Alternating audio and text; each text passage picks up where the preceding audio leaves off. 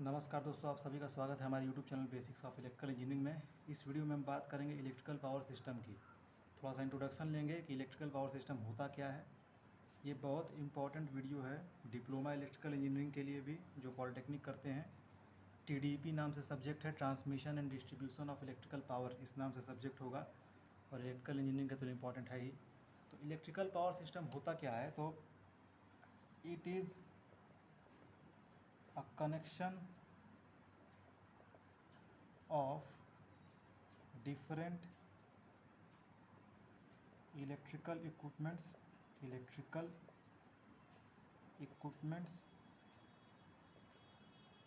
and the load।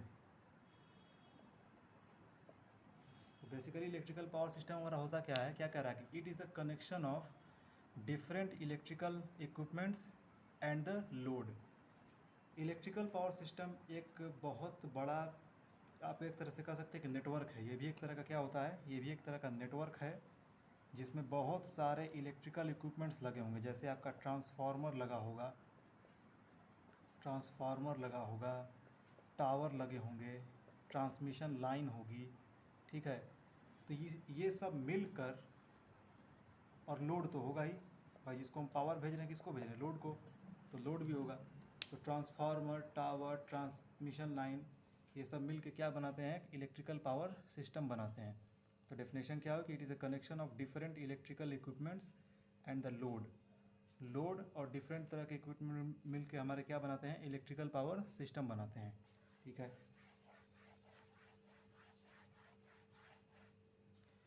Electrical power system के लिए एक हमारे पास सिंगल लाइन डायग्राम भी होता है। सिंगल लाइन डायग्राम का मतलब, जैसे हमारे पास एक जनरेटर होता है, इस तरह से हम इसको दिखाते हैं, ये हमारा जनरेटर होता है, ठीक। ये जनरेटर क्या करता है, हमारी 3 फेस लाइन यानी 3 फेस पावर को जनरेट करता है। तो यहाँ से जो पावर जनरेट होती है उसको हम भेजते हैं एक स्टेप अप ट्रांसफार्मर में, ठीक है। यहाँ पे एक स्टेप अप ट्रांसफार्मर होता है, ये एक ट्रांसफार्मर है स्टेप अप, और इसको हम ट्रांसमिशन ट्रांसफार्मर भी कहते हैं। ट्रांसमिशन ट्रांसफार्मर क्यों ट्रांसमिशन ट्रांसफार्मर कहते हैं कि जो ट्रांसमिशन करने के लिए जो हम वोल्टेज को बढ़ाते हैं वो हम इसी ट्रांसफार्मर के द्वारा बढ़ाते हैं, ठीक। तो इसके बाद हमारी जो वोल्टेज इंक्रीज हो जाती है तो फिर हम यहाँ से क्या करते हैं, यहाँ से ट्रांसमिशन लाइन हमारी होती है, यहाँ से हम पावर का ट्रांसमिशन करते हैं। ट्रांसमिशन होने के बाद फिर आपको एक ट्रांसफार्मर मिलेगा यहाँ पर, ठीक है। इसको हम कहते हैं स्टेप डाउन ट्रांसफार्मर। यहाँ पर हमने 11 किलो वोल्ट पर करीब जनरेशन होता है इंडिया में, स्टैंडर्ड है 11 किलो वोल्ट पर। उसके बाद हम स्टेप अप ट्रांसफार्मर के द्वारा हम 220 किलो वोल्ट तक वोल्टेज बढ़ाते हैं, या उससे ज़्यादा भी होगा, 765 किलो वोल्ट तक भी बढ़ाते हैं। जितना हो, 132 किलो वोल्ट भी हो सकता है। ये स्टैंडर्ड वोल्टेज इंडिया में है ट्रांसमिशन करने के लिए। हाई वोल्टेज पर ट्रांसमिशन क्यों करते हैं ये भी हम बात करेंगे। तो इतना हम हाई वोल्टेज करते हैं, उसके बाद ट्रांसमिशन करते हैं। TL का मतलब क्या है, ट्रांसमिशन लाइन, ट्रांसमिशन हो रहा है हमारा यहाँ पर।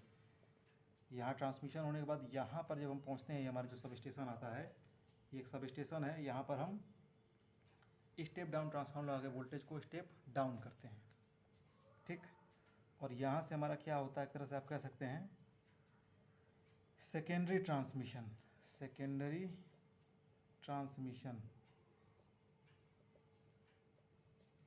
ये हमारा सेकेंडरी ट्रांसमिशन होता है, ठीक है। इसको आप प्राइमरी ट्रांसमिशन भी कह सकते हैं। यहाँ जो हुआ है इसको आप प्राइमरी ट्रांसमिशन भी कह सकते हैं। उसके बाद आपका सेकेंडरी ट्रांसमिशन होता है।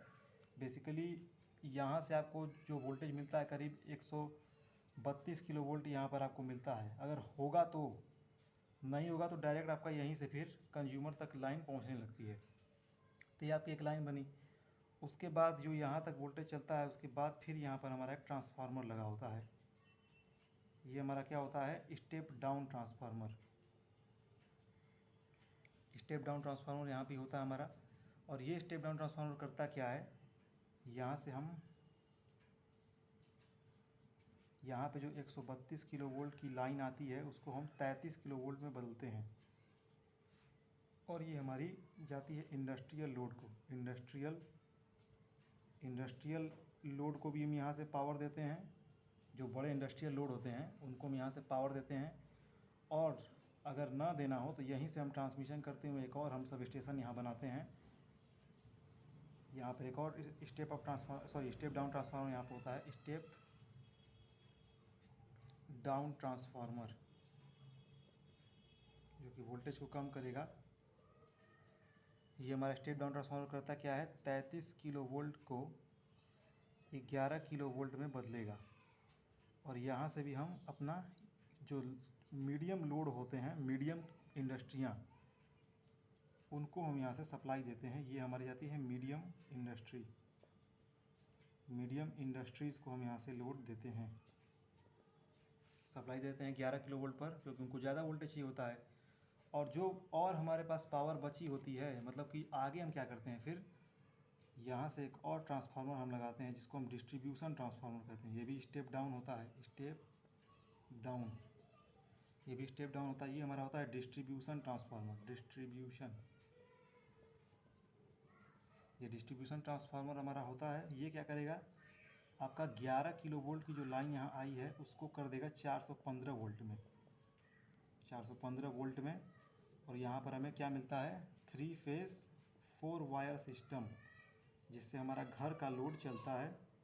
यहाँ हम ये कह सकते हैं डोमेस्टिक कंज्यूमर, डोमेस्टिक और हाउस होल्ड। इस तरह से सिस्टम द्वारा हमारे घर पे बिजली पहुँचती है।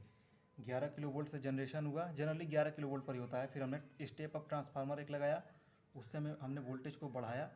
वोल्टेज बढ़ाने के बाद हमने प्राइमरी ट्रांसमिशन किया, 132 किलो वोल्ट या 220 किलो वोल्ट, जितना भी रिक्वायरमेंट हो, जितनी दूरी होती है उसी हिसाब से वोल्टेज बढ़ाते हैं। ट्रांसमिशन किया, उसके बाद आगे बढ़े तो हमारा स्टेप डाउन ट्रांसफार्मर था, उसको हमने वोल्टेज डाउन करके सेकेंडरी ट्रांसमिशन किया। सेकेंडरी ट्रांसमिशन हमने कितने वोल्टेज पे किया, 132 किलो वोल्ट पर। अगर नहीं है उतनी दूरी तो हम डायरेक्ट प्राइमरी ट्रांसमिशन के बाद ही 33 किलो वोल्ट इंडस्ट्रियल लोड को हम दे देते हैं उसके बाद ही। अगर ज़्यादा वोल्टेज है तो इस तरह से होता है। सेकेंडरी ट्रांसमिशन हुआ, उसके बाद हमने यहाँ पर, ये हमारा प्राइमरी डिस्ट्रीब्यूशन है, 132 से हमने 33 किलो वोल्ट किया तो प्राइमरी डिस्ट्रीब्यूशन यहाँ तक ये चला सिलसिला पूरा, यहाँ तक प्राइमरी आपका एक तरह से डिस्ट्रीब्यूशन है 11 किलो वोल्ट तक। और 11 किलो वोल्ट को जो हमने कुछ लोग मीडियम इंडस्ट्रीज़ को दे दिया, और उसमें से कुछ वोल्टेज हमने कम करके ट्रांसफार्मर, स्टेप डाउन ट्रांसफार्मर लगाया, डिस्ट्रीब्यूशन ट्रांसफार्मर, उस वोल्टेज को कम करके हमने दे दिया डोमेस्टिक अप्लायंसेस, माने डोमेस्टिक लोड को, घरेलू चीज़ों को चलाने के लिए उनको लोड दे दिया। इस तरह से हमारा पावर सिस्टम, ये इलेक्ट्रिकल पावर सिस्टम बना। ठीक, अब हम समझेंगे कि वोल्टेज को बढ़ाते क्यों, इसके पीछे का कारण क्या है, तो समझते हैं।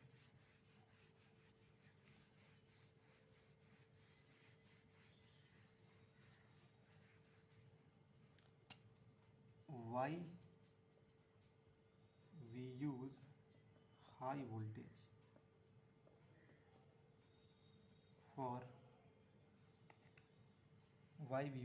voltage for transmission?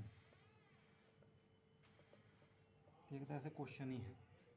अगर हम एसी सर्किट में बात करें, सपोज करिएगा हम अभी सिंगल फेस ही लेकर बात कर रहे हैं, सिंगल फेस एसी के लिए हम बात कर रहे हैं, तो पावर हमने पढ़ी थी, पावर क्या होती है, V I cos phi, V into I into cos phi होता है। V हमारा क्या होता है, RMS वोल्टेज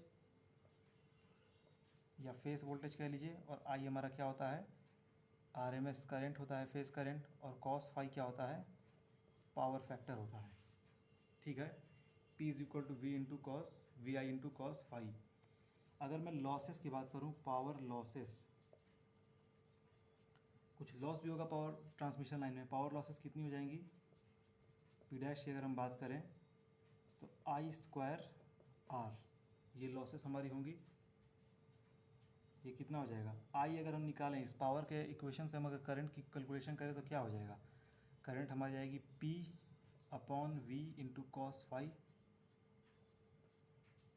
का स्क्वायर इंटू R। ये बात समझ में आई। इस इक्वेशन से हमने निकाला है P is equal to V I cos phi, से हमने करंट निकाल लिया। करंट कितना हो जाएगा, P upon V cos phi. तो हम इसको सॉल्व करते हैं तो हमारा क्या बनेगा, P square upon V square cos square phi into R, ये हमारी क्या आ गई, पावर लॉसेस आ गई।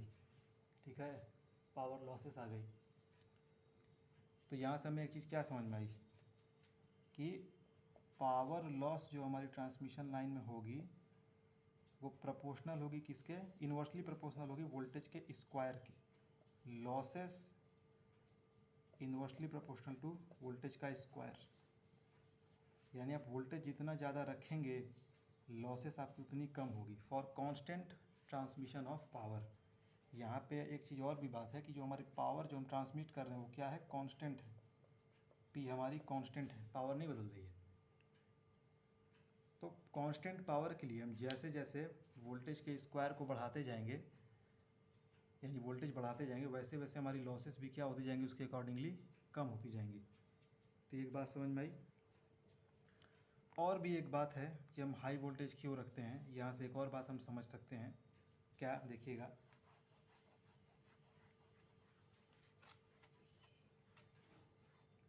अब मान लीजिए हमने लॉसेस को कांस्टेंट मान लिया, ये तो जो था सो था। सपोज़ करिए हम करंट को कांस्टेंट मान लिए कि इतनी हमारी ये करंट है, इसको हमने कांस्टेंट एक पल के लिए मान लिया। रेसिस्टेंस हमारा क्या होता है, रेसिस्टेंस को हम लिख सकते हैं resistivity into length of transmission line upon area of the conductor, ये हम लिख सकते हैं। लेंथ आपकी क्या होगी, कांस्टेंट होगी, और रो भी क्या होगा, कांस्टेंट, क्योंकि भाई जिस जिस भी मटेरियल का हम कंडक्टर लेंगे वो तो बदल नहीं रहा है, और ट्रांसमिशन लाइन की लेंथ भी नहीं बदल रही है, बचा सिर्फ हमारा एरिया। तो हम यहाँ से लिख सकते हैं कि पावर लॉस जो है वो इन्वर्सली प्रोपोर्शनल टू क्या हो गया, एरिया के।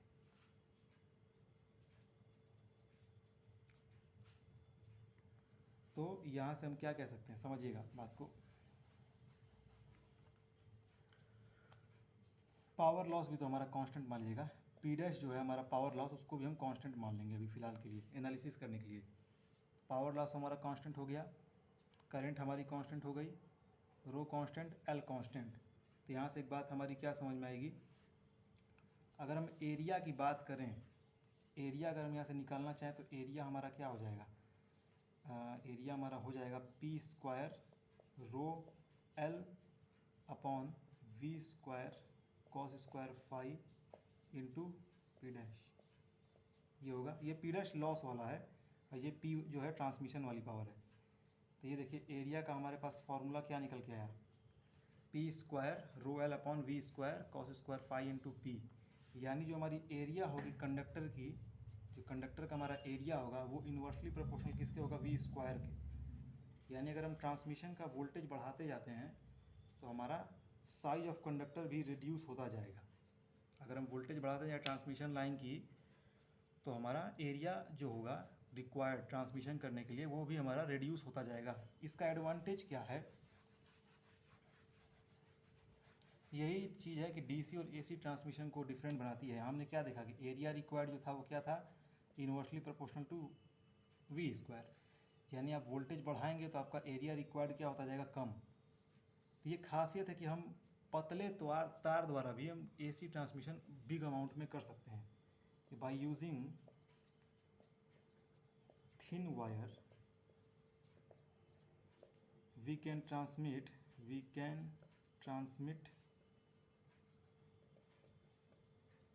huge amount of electrical power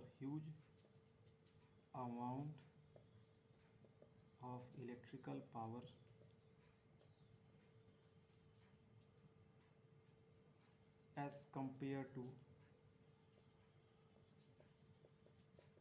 DC power. DC में बहुत तरह की लिमिटेशंस हैं, लेकिन एसी में फ़ायदा क्या है कि हम थिन वायर के द्वारा भी बड़ी अमाउंट में हम इलेक्ट्रिकल पावर का ट्रांसमिशन कर सकते हैं। तो ये चीज़ एसी को ज़्यादा बेस्ट बनाती है डीसी के अपेक्षाकृत। तो हमारा एक तरह से एक इंट्रोडक्शन हुआ पावर सिस्टम का। और भी कुछ बातें हैं जो हम अभी करेंगे।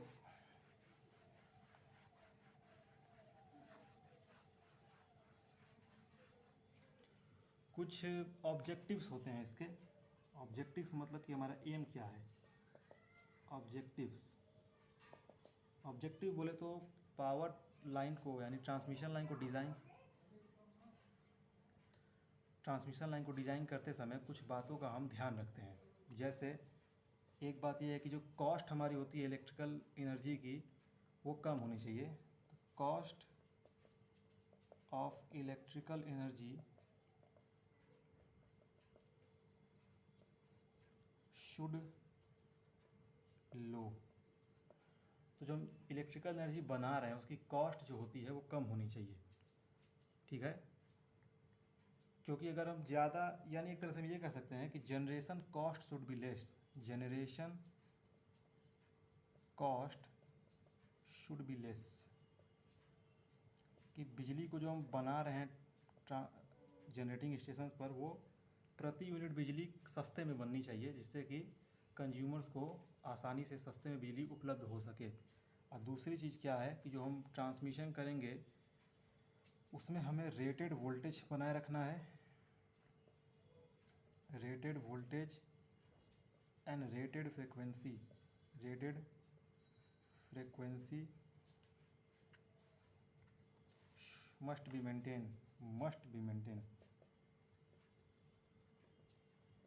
यानी ट्रांसमिशन करते समय हमारा फ्रीक्वेंसी और वोल्टेज बदलना नहीं चाहिए, दोनों रेटेड होना चाहिए। तो इस चीज़ का भी हम ध्यान रखेंगे ट्रांसमिशन करते समय, ठीक है। प्रोटेक्शन हमारा उपलब्ध होना चाहिए, ये भी एक ऑब्जेक्टिव है कि प्रोटेक्शन हमें पूरी प्रोवाइड करानी है ट्रांसमिशन लाइन के लिए। तो ये छोटा सा लेक्चर, अगले वीडियो में और बातें करेंगे, तब तक के लिए धन्यवाद।